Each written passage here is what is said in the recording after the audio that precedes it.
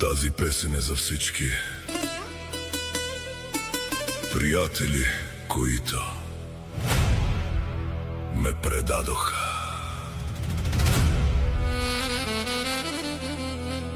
Аз ви обичах. Аз се грижех за вас. Пазех ви. Вярвах ви. Аз давах всичко за вас. А вие, извратени и подли, ме предадохте!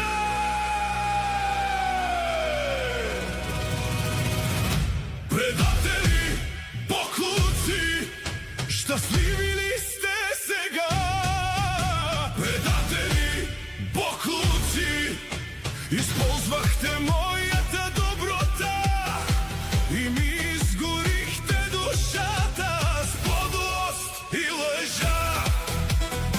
Но тя от пепелта възкръсна пак и ви изхвърли от сърцето ми като красив буклук от влака на съдбата.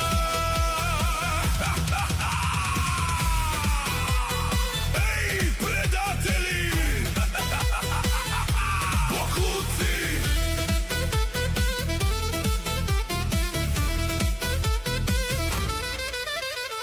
Аз бях до вас, когато падахте. Аз ви вдигнах от калта. Аз ви обичах повече от себе си, а вие ми забихте нож в гърба. Аз ви приемах като свой, давах ви последния си залък хляб, а вие зад гърба ми решихте да ме ударите подло и коварно. Не ме боли от враговете, те поне стоят срещу мен. Боли от тези, дето се кълняха, че ще бъдат винаги до мен. Предатели, боклуци, щастливи ли сте сега?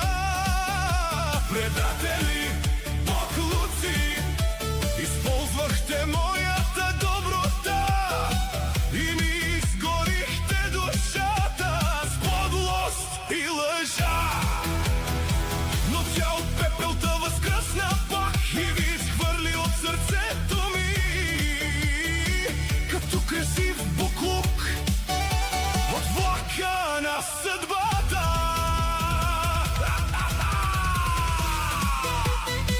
Ей, предатели!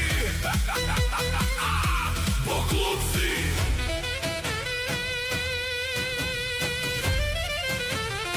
И защо? Защо ме предадохте? Та аз ви обичах. Какво ще получите от живота с вашите подли лъжи? Нима си мислите, че чуждата болка ще ви донесе щастие? Не!